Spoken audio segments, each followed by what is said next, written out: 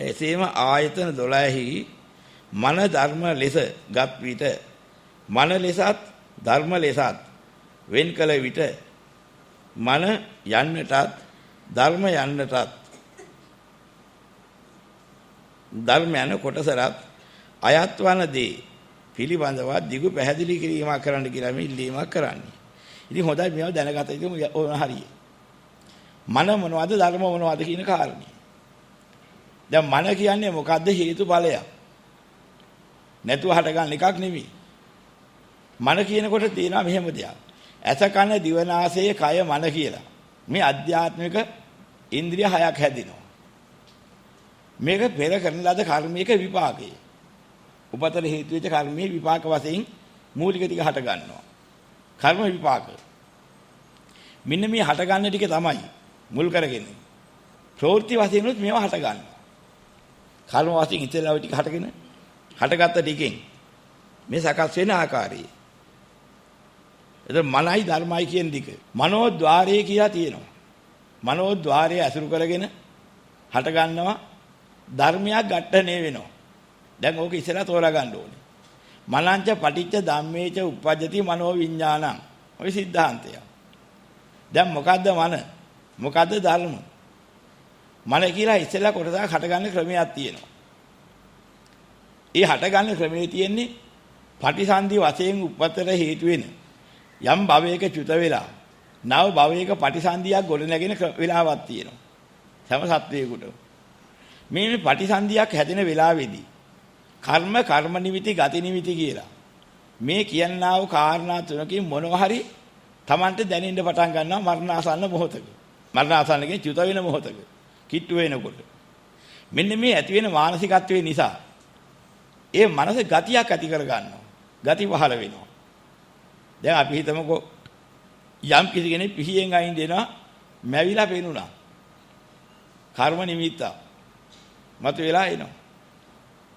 දැන් එනකොට මොකද වෙන්නේ? බයක් ඇති වෙනවා. දැන් බය කියන්නේ රූපයක් නෙමෙයි. ඒ බය කියන එකට අරමුණට මුල් වුණා. අර දැකපු කර්ම නිමිත්ත. කවුරු හරි පිහියෙන් අයින් දෙනවා. ඊට පස්සේ ඇති වෙච්ච බය ආයි නැති කරන්න නම් වෙනින් අරමුණක් ඇවිදලා ඒක බිඳ හරින්න ඕනේ. ඒ තාකල් ඒක නැති වෙන්නේ. දැන් අපි උදාහරණයක් වශයෙන් සාමාන්‍ය දෙයක හිතලා ගමු. යම් කිසි කෙනෙක් මොනවට හරි බය වෙනවා. ඒ බය වුණාට පස්සේ මොකද වෙන්නේ? ඔහුට ඒක ඇරෙන්න සමනය වෙන්න හිතක් පහළ වෙනකන්. ඔහුට ඇති වෙච්ච බය ඇරෙන්නේ. බය වැඩි වුණොත් එහෙම. මොකද ඔබ බය වෙලා. කියා ගන්න තේරෙන්නේ නැහැ මොකක්ද දැකලාද බය වුනේ කියලා. ඒ බය කියන එක තියෙනවා. මෙන්න මෙහිම ක්‍රමවේදයක් තියෙනවා. එනේන අරමුණ නිසා ඇති වෙන ගති ලක්ෂණය. ඕකට කියන ගතිය කියලා. ගති හිත කියලා තවකට කියනවා. මෙන්න මේක තමයි කියන්නේ ඔය ద్వාර මුක්ත චිත්තය කියලා වචනකින් හඳුන්වනවා. පටිසන්ධියේදී ආපු චිත්තේ භවංගයටපත් වෙලා තියෙනකොට. ద్వාර මුක්ත වෙන්නේ කොහොමද කියන එක පොතේ විග්‍රහ කරලා නැති නිසා තෝරා ගන්න බෑ. ద్వාරයට තමයි ආවේ කර්මයේ කර්ම නිමිත්ත. කරන එකක් කරන අවස්ථාවක ద్వාරයක් මුල් කරගෙන තමයි ඒ අරමුණ ආවේ. ඒකෙන් ඇති වෙන බය කියන එක ආපු අරමුණ කෙරෙහි අපි විසින් අවිද්‍යාවෙන් කරපු නිගමනයේ ප්‍රතිඵලය. ඒ ප්‍රතිඵලයේ අර මූලික කාරණේ දැකලා අභ්‍යන්තරේ හටගත්තා මිස අරමුණු කරලා ගත් එකක් නෙමෙයි. අභ්‍යන්තරේ වැඩුණා. බය කියන එක. බය මොන පාටද? බය මිනිහෙක් වාගේද? බය පිහියක් වාගේද? පිහියෙන් අයින්වා දැකලා බය වුණා. දැන් පිහිය කොහොමද කිව්වහම පිහිය හැටි කීය හැකි. අයින් දාපු මිනිහා කොහොමද කිව්වහම මිනිහාගේ හැටි කීය හැකි. බය කොහොමද අපහම කොහොමද කියන්නේ? ඒකට මොනෑම පාඩක් කියන්නේ. හැඩයක් කියන්නේ. අන්න ඒක තමයි කිව්වේ ద్వාර මුක්තයි කියලා. ద్వාරයට අහුවෙච්ච එක පංචද්වාරයට අරින්න කීය හැකි. ශබ්දයක් ආව බය වුණා. බයච්ච ශබ්දේ කොහොමද? ඒක මෙන්න මේ වගේ භයානක ශබ්දයක් කියලා ඉතින් හැලරුව ආකාර ඔක්කොම කී එකට කීය හැකි. ඉතින් අහලා මොකද උනේ? හරි බයක් ආවා. බය කොහොමද? දැන් බය හැදරුවෙන් කියන්නත් බෑ. පාටෙන් කියන්නත් බෑ. අන්‍ය රූපයක්, ශබ්දයක්, ගන්ධයක්, රසයක්, පොට්ටබ්බයක් මෙවදු දේවල් දැකලා කෙනෙකුට බයක් ඇති වෙන්නත් පුළුවන්. ආශාවක් ඇති වෙන්නත් පුළුවන්, ප්‍රියමනාපයක් ඇති වෙන්නත් පුළුවන්. විවිධාකාර ගති ලක්ෂණ ඇති වෙන්න පුළුවන්. තරහ එන්න පුළුවන්. අන්නේ ගති ලක්ෂණයක් ආපුහාම ඒ ගති ලක්ෂණේ හරි බලවත්. අර දැක්ක දෙයට වැඩි ගති ලක්ෂණයයි බලවත් වෙන්නේ පරිවර්තන කරන්න. දැන් කවුරු හරි පිහියෙන් අයින් දෙනකොට ඒක දැක්කම කෙනෙකුට බය ඇති නැති අයත් ඉන්නවා. වරෙන්කෝ අයින්ද අල්ලා ගහනවා පොළවේ ඔක පිහිය අල්ලා විසි කරනවා. Tamanට හැකියාව තියෙනවා, Tamanට එහෙම බයක් නැහැ. එනකම් වරේ දෙන්න හොඳ පාර. ඉලහට කැරෙන්න ගහනවා පයින් ඔකට. එහෙමත් පුළුවන් අය ඉන්නවා. කිසි ගාණක් නැහැ, බයක් නැහැ. මුකුත් කරන්න බැරුව මූ දැම ඒකාන්තයේ වල පිහියෙන් අයින්නවමයි කියන දැවුනොත් එහෙම. බය කෑ ගන්නවා ඒක. බය කියන එකක් ඒතෝ නැති වෙනවා. දැන් මේ ඇති වුණා නම් ඔකට එනවා ගතිහිත. මෙන්න මේ ගතිහිතට පුළුවන්කමක් තියෙනවා මේ ශාරීරියේ විශාල පරිවර්තන කරන්න, ශක්තිය නිකුත් කරනවා. ඒක තමයි කිව්වේ අර අරමුණ දැක්කහම ඇහැට රූප වෙන්නට ඇඟේ වෙනසක් කරන්නේ. හැබැයි බය කියන එක ආවම මූණ විරාන්ත වෙලා ශරීරය අමුතු වෙලා දැන් පෙන්වන්නේ නැද්ද බය ලක්ෂණේ? ඇඟ වෙවුල වෙනවා. ශක්තියකින් මහා භයානක දෙයක් සිද්ධ කරලා. ওই බය ආවේ නැත්නම් ওই මිනිසයාට ආවි ලෝකකමක් තරහක් නැත්නම් යම්කි පරිගන්න අදහසක් නම් දත්මිරි කනවා අතපය දරදණු කර ගන්නවා ගහන විදියට සකස් කර ගන්නවා මූල රෞද්‍ර කර ගන්නවා භයානක නෙමෙයි එතකොට වෙනස් යක්ෂයා වාගේ බය කියන එක වෙනස් ආකාරයක් මෙන්න මේ විදියට දකින්න පටන් ගන්නවා ගතියට අනුකූල ගති රුව බය නම් භයානක ස්වභාවයක් ඇති කරලා ශක්තියකින් හදනවා මෙන්න මේක තමයි ගතිය තමයි ඊළඟ උපතට ශක්තිය දෙන්නේ ඔන්නේ ගතිය යම් කිසි කෙනකින් අවිද්‍යාව සහගත තාක්කල් තෘෂ්ණාව නැකිලා තණ්හා ජායති සෝකෝ තණ්හා ජායති බයං කියන්නේ සෝකේ බය කියන මේ ගති ලක්ෂණ ඇති කරවනවා යම් දවසක තණ්හාව දුර වුණොත් මොකද වෙන්නේ ගතියෙන් නිදහස් වෙනවා තණ්හා විපමුත්තස නැති සෝකෝ කුතෝ බයං තණ්හාවෙ මිදලා ගියදාට ශෝකයක් නැහැ මොන බයද ඉතින් ගති ඉවරයි මෙන්න මේ ගති නිරෝධ වෙලා යනවා රහතන් වහන්සේට ඒකයි විනාශ තියෙන විශේෂත්වය අනික් අයට ගතියක් එනවා ගතියක් ආවම ගති පරිවර්තනයක් එනවා ඒකත් එක්ක ඉන්නේ මොකද්ද පවතින්න ඕනේ කොහේ හරි මැරිලා බෑ ජීවත් වෙන්න ඕනේ වෙනසිලා බෑ අන්න අවිද්‍යාවේ නිගමනයේ තියෙනකන් අවසාන නිගමනයේ කවුරු වෙලා හරි ඉන්න ඕනේ විද්‍යාමානව ඉන්න ඕනේ සත්වයක් හැටියට ඔය අදහස තමයි අවිද්‍යාවේ අවසානම තියෙන සූක්ෂම තැන තියෙන නිගමනය ඔය නිගමනයේ සියලු සත්වයින්ද තියෙනවා ඒ නිසා මොකද වෙන්නේ යම් කිසි ගතියක් ආවම ඒ ගතියට අනුකූලව මැරිලා බෑ. ලැබුණේ ඒ ගතිය නම් මොන ගතිය හරි කොච්චර අකමැති වුණත් ඒ ගතිය තුළ ජීවත් වෙන්න ඕනේ.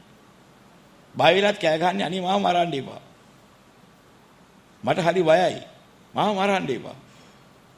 බය වෙවි ඉන්න ඕනේ මැරුණා ඊට වඩා හොඳ නැද්ද බං කිව්වොත් එහෙම. ඒක පිළිගන්නේ නැහැ. කොච්චර බය වුණත් මාව මරන්න එපෝ කියලා කෑ ගන්න ඉන්න ඕනේ මොකද? ඔව් බය නිසා වැරෙන්න කැමති නෑනේ. ඉන්න කැමති. මෙන්න මේ නිසා කියනවා මෙන්න මේ වගේ හිතක් ආවොත් එහෙම. ඒක අකුසල විපාකයක්. ඒ හිත පහළ වුණා. උපේක්ෂා සහගතව පිළිගන්න සිද්ධ වුණා. ජීවිත ආසාව නිසා. අකුසල විපාක උපේක්ෂා සහගත තීරණයක් කියකේ තියෙන්නේ. ඒ නිසා කියනවා අකුසල විපාක උපේක්ෂා සහගත සම්තීර්ණ හිත කියන එකෙන් සතර අපාගත සීල සත්තු උපදින්නේ. ඒ සත්තු උපදින හිතේ ස්වභාවය ඔය කියන්නේ. මෙන්න මෙහෙම ගති හිතක් හට ගන්නවා. ඉතින් හටගත්තාම මොකද වෙන්නේ? මෙන්න මේ ගති හිත නිසා ඒ ගන්නේ ගති හිත හටගත්තාම ওই ගති හිත පවත්තන්න යම් කිසි ආධාරකයක් ඕනේ. මනසට ඒ ගති හිත ඒ ගතිය යලි මතු කරන්න ඕනේ. යලි මතු කර ඊට අනුකූල වන්නා වූ සංඥාවක් මනසට ඇති වෙන්න නම් මනස හා සම්බන්ධ වෙන රූප කලාපයක් ඕනේ. තනිකර රූපයෙන් තොරව මනසක් ඇති කරන්න බෑ. ඒ ඇති වෙන රූපයට කියන වස්තු රූපේ පරමාණුව. කර්ම ශක්තියෙන් හට ගන්නවා. ජීවත් කිරීමේ ක්‍රියාවලිය. බයට අනුව සැලෙනවා. ඒ සැලෙන ගානේ මොකද වෙන්නේ? බය සංඥාවක් හිතක් ගොඩනගනගා කියන දෙනවා. දැන් මේ සතාගේ ස්වභාවයක් තියෙනවා. උපන් හිත බයයි සත්වයින්. තිරිසන් සත්වෙන්න නැත්නම් සසර ගමන යන සතර පාගත සත්වයින්ගේ උපන් හිත බිලන්තෙට්ටු වෙච්ච එක. බය වෙච්ච එක. ඒ වෙනස් හැරපලස වෙච්ච එක. මුලාවටපත් වෙච්ච එක. ඒ ස්වභාවයෙන් තමයි සිත හටගන්නේ. එතකොට සෝමනස්ස සහගත ඥාන සම්පවිතිත් ආදී වන්නා වූ මහා කුසල් සිත් වලින් උපදින අය ඉන්නවා. මනුස්ස කොටස, දේව කොටස, බ්‍රහ්මා ආදී කොටස සුගතිය. ඒ උපදිනකොට ඊට අනුකූල යහපත් හිතක් ඇති වෙනවා. සතුරු හිතක්. සෝමනස්ස හිතක් ඇති වෙනවා. පහන් හිතක් හට ගන්නවා. පෑපත් හිතක් එනවා. ඒ ඉන්නේ ගති ලක්ෂණේ. ගති ලක්ෂණේට පාටක් කියන්නත් බෑ. උසක් මහතක් හැලක් එහෙම හේකුත් නැහැ. හැබැයි ගති ලක්ෂණේ කරාම ওই ගති හිතර කියනවා භවාංගයේ පවත්වාගෙන ඉනවා. අන්නේ භවාංගයේ පවත්වන්න අවශ්‍ය කරන වස්තු රූපය. කර්මයෙන් නිකුත් කරලා හදනවා. මනෝ ద్వාරයේ පිහිටන වස්තු රූපය කියලා එකක්. මනෝ කියන කොටසක් තියෙනවා මනෝ ධාතුව. මනෝ ධාතුව සම්බන්ධ කරලා ඒක ක්‍රියාත්මක කරලා තමයි දැනීම ඒකක පහළ වෙන්නේ. ඒතර තමයි සත්‍යයේ කැටින විද්‍යාමාන දැනීමක් පහළ වෙන්නේ. ඒ දැනීම තමයි ප්‍රිය කරන්නේ ජීවත් වෙලා මම ඉන්නවා. මට දැන් ඉන්න බව දැනෙනවා කියලා. ඔන්නේ දැනීමට හරිම ආසයි. ওই දැනීමට ආසාව සදාහටම නැති වෙන්නේ අරිහත් ඵලයේ. එතකාණි කැම කිනෝ දැනීමේ ආසාව තියෙනවා. දැනීමේ ආසාව පුණ්‍ය සහගත කාර්ය ආසාවක එකතු වුණොත් ඒක ප්‍රසාදයෙන්පත් වෙනවා. ප්‍රසාදයෙන් නැගිනවා. අපුණ්‍ය කාර්යය මුල් කරේ නැගුණොත් ඒක අර කියන විදිහට ශෝකාකුලව භයානකව දැවි දැවි දාහිරපත් වෙවි එහෙම නැගිනවා. ඒව සතර පහ පැත්තට යනවා. ඒ හිතවල හැටි. ඒ නිසා ඒව අඳුරුයි. ඒවෙන් කවදාවත් සුද්ධ පැත්තට ගන්න බෑ කාට වැඩි. නිසා ඇත්තත් තෝරා ගන්න නිවන් අවබෝධ කරගන්න ඒ හිතකින් ඉපදිලා බෑ. ඒකයි වෙනස. ඉතින් මොකද වෙන්නේ මෙතන? මේ මන කියන එක හටගන්නේ මෙන්න මෙතන. මොන જાතිය මනක්ද හටගත්තේ? මිනිස් මනක්ද? දේව මනක්ද? තිරිසන් මනක්ද? මොකද්ද හටගත්තේ කියන එක ඔන්නේ වස්තු රූපයත් එක්ක හටගන්නා අවස්ථාවක් තියෙනවා. ඔකට මනේ ඉන්ද්‍රිය කියලා. ඔක ඉන්ද්‍රියක්. හැබැයි ඉන්ද්‍රිය කියන්නේ හිත පිළිබඳ නාම ඉන්ද්‍රියක්. ඔය හටගත්තේ. කර්ම ශක්තියෙන් තමයි විපාක වශයෙන් හටගන්නේ ඉස්සෙල්ල. ඒක තමයි මන. ඔන්නේ මනට ඒ කර්ම විපාක වශයෙන් කරපු දෙයක් විපාක දෙන්න හේතු වෙන විශ්ව තලයක් හැදෙනවා. ඒ කර්මජ රූප විසින් නිෂ්පාදනය කරනවා විශ්වයේ ඔහුට ගැළපෙන අරමුණු වෙන්න ඕන දේ.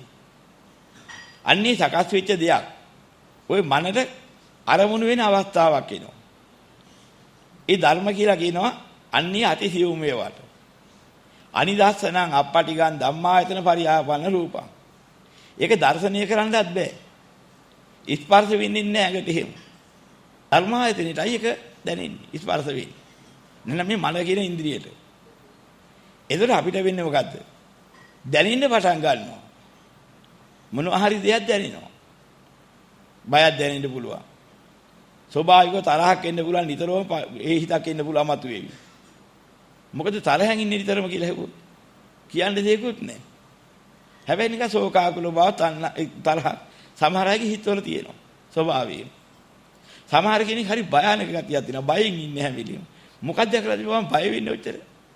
ඒක මට කියන්න තේරෙන්නේ නැහැ. ඒක බයක් දැනෙනවා. පෙලකයි එහෙම කියනවා. පෙලකයි නිතර ඇඬු කඳුලකින් ඉන්නවා. මොකද? මොකක් වෙලාද කියලා මට කියනවා මට හරි ශෝකයක් දැනෙන වෙලාවකට. අන්න විපාක හිතේ නැහැ. ඒකට ගැලපෙන්නා වූ ධර්මයක් මනට ඝට්ටණය වුණාම මනංච පරිච්ඡ ධම්මේච උපාදේති මනෝ විඥාන කියලා විපාක හිතක් පහළ වෙනවා ඉස්සෙල්ලාම. ඔන්නේ පහළ වෙන විපාක හිතේ ස්වභාවය ඕකයි. ඒ විපාක හිතක් පහළ වුණා නම් කවදාවත් චිත්ත වීතියකින් තොරව හිතක් පහළ වෙන්නේ නැහැ විපාක හිතක්. දැන් නිවනක් ලැබුවා කියලා නිවනක් ලැබුවා කියලා දැනෙන්නේ ධම්මායතනේ හරහානේ. ධම්මායතනිය තුල ඒක තමයි කියන්නේ නිවනක් ලැබුණා නම් දකින්නේ ධම්මායතනේ සෝමනස්ස සහගත ditthi ඥාන සම්පයුක්ත. හිතකින් යම් කෙනෙක් උපන්න ත්‍රි හේතුක උප්පත්තියකින් අන්නේ ධර්මායතනෙට දැනෙනවා. ධර්මායතනේ නිකම් ධර්මායතනේ කියවම ධර්මායතනේ ප්‍රභේද තියෙනවා. ප්‍රභේදයන්ගෙන් සෝමනස්ස සහගත ඥාන සම්පයුක්ත හිතකින් උපන්න නම් තමයි. එයා ත්‍රි හේතුක උප්පත්තිය ලැබුවා කියන්නේ. ත්‍රි හේතුක පටිසන්ධිය. ත්‍රි හේතුක පටිසන්ධිය ලැබුණාම භවාංගය ත්‍රි හේතුකයි.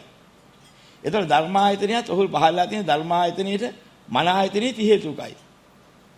ත්‍රි හේතුක මන ආයතනෙට ලැබෙන අවබෝධයෙන් තේරුම් ගන්න පුළුවන් නිවන කියන්නේ මොකද්ද? ඒ හැකියාව තියෙන ඒ හිතට. ඒතකොට ඒක සියලු හිතට පහළ වෙන්නේ නැහැ. අහේතුක නම් ඒත් පහළ වෙන්නේ නැහැ. ඊයත් බැවේ නිවන හඳුනා ගන්න බැරුව යනවා. ඒ හැකියාව නැතුව යනවා. නිවන හඳුනා ගන්න බැයි නම් දර්ශනීය ඥානිය පහල කරන්න බෑ. සෝවාන් ඵලයටපත් වෙන්න බෑ. ඒ වගේම නිවන පමණක් නෙමෙයි. අහේතුක ද්විහේතුක කියන මට්ටමේ නා හිත තියෙන්නේ. ධාන සාන්තියවත් තේරුම් ගන්න බෑ ලෞකික වශයෙන් තියෙන්නේ. ඒකට අලමුණු කරන්න බැරුව යනවා. ඊට පල්ලෙහායව තමයි පුළුවන්. ලෞකික කුසල් පින අනුබෝධ ඒ වගේ දිචිත්ත ප්‍රහාදයක් ඇති කරගන්න පුළුවන් අවස්ථාව අන්තිම උපරිමයක ඉච්චරයි. ධාන මාර්ගඵල දෙකම ලබන්න පුළුවන් අරමුණු කරන ශක්තිය ත්‍රි හේතුක නැත්නම් නැහැ. ඒකයි කියන්නේ මන කොච්චර තිබුණත් හරියන්නේ නැහැ. මන ඊට අනුකූල වෙන්න ඕනේ. ත්‍රි හේතුක උපාත්‍යකින් ලැබෙන්න ඕනේ. එතකොට ඒකට ධර්මයක් ඝට්ටණය වෙනවා. ධර්ම වාසයෙන් තියෙනවා අපි විසින් කරපු යහපත් ධර්ම තියෙනවා නම් කුසල ධර්ම තියෙනවා නම් ඒවැ විපාක ලැබීමට හේතුකාරක වන්නා වූ පරිසරයක් ගොඩ නැගිලා ඊට අවශ්‍ය වන්නා වූ බණපදයක් හරි අහන්න ලැබුණාම ඒක කනට ඇහිලා හිතට කාවදින කොටසක් එනවා. ඒකත් ධර්ම කොටසක්. මනසේ ධර්මය ආපුවාම දැන් මේ මොහොතකින් අහගත්ත බණ කෙරෙහි ඔහු තීක්ෂණ කල්පනාවට වැඩෙනවා. අව්‍යාපාද අවිහිංසා නික්කම්ම කියන මේ සංකල්පනා ගොඩ නැගිනවා සම්මාදිට්ඨිය නැගිලා. සම්මාදිට්ඨියත් හිතේ නැගින සත්‍ය අවබෝධය තිකලා ලැබෙන එක. සත්‍ය අවබෝධයට ආධාරක වෙනවා හරියට ඇහෙන බණපදේ. ඒ බණපදේ ඇහෙන මොහොතේම ඇහෙන මොහොතේදී ඇහුණා ඉවරයි. ඊට පස්සේ හිතෙන මොහොතක් එනවා. අන්න ඒතකොට සම්මාදිට්ඨිය මුල් කරගෙන උට හිතන්න අවස්ථාව ලැබෙනවා. කල්යාණ මිත්‍ර සම්පත්තියක් ආශ්‍රයේදී මේ අවස්ථාව ලැබුණොත් ඒ මොහොතේම උට සම්මා සංකප්පේ නැගෙනවා. අව්‍යාපාද අවිහිංසා නික්කම්ම ස්වභාවයෙන් සිතුවිලි පහල වෙනවා. දැන් මේ ආර්ය පැත්තට නැඹුරුනි. ඒතර ඔහුට බොරු කේලම් පරස වචන ප්‍රලාප කියන බලාපොරොත්තු බිඳිලා යනවා. සම්මා වාචා නැගිනවා. ප්‍රාණඝාත අදත්තාදාන කාමීත්‍යාචාර බලාපොරොත්තු බිඳිලා යනවා මේ මොහොතේ. සම්මා කම්මන්තයත් නැගිනවා. ඔහුගේ ජීවිතයේ ධර්මාභෝධය ලබන්න වටිනාකමට යොමු කරපු එකක් නම් සම්මා ආජීවයෙන් පූර්ණයි මේ මොහොතේ. මොකද වාචා කම්මන්ත සුද්ධ නම් මේ මොහොතේ ඔහුගේ ආජීවයත් සුද්ධයි. ඔහු දැන් යම් කිසි හිතවිල්ලක් හිතනවා නම් ඇත්ත වශයෙන්ම මේ ලෝකේ අසාරයි කියන්නේ ඇත්ත නේද කියලා. ඒකේ හිත මෙහෙයවන එක සම්මා වායාම.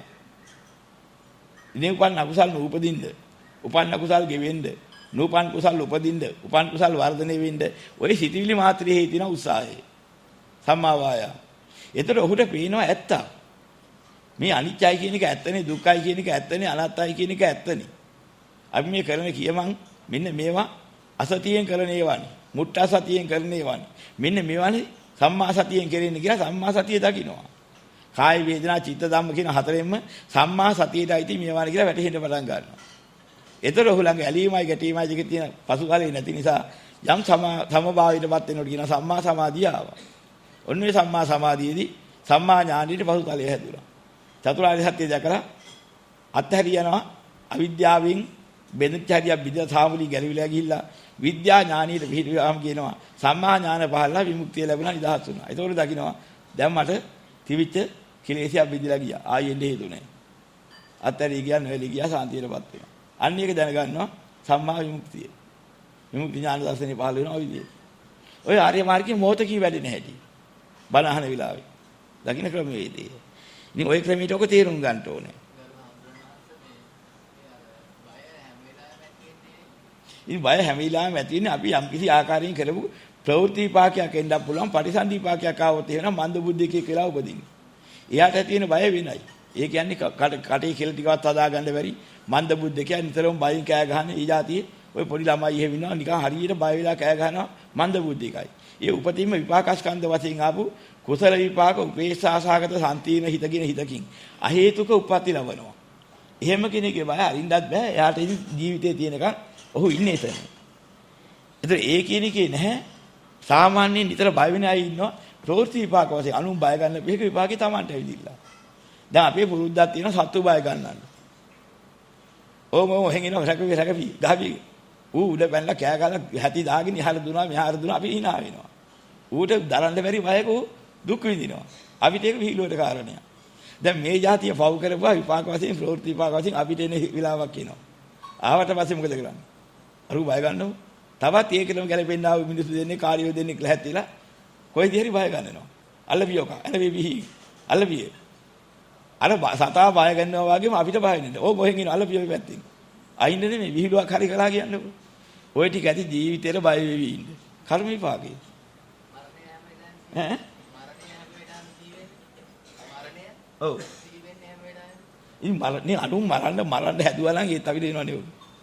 ඔක මරනවා. මරනවා කියලා බය ගන්නවා නම් මරණ බය අපිට එනවා.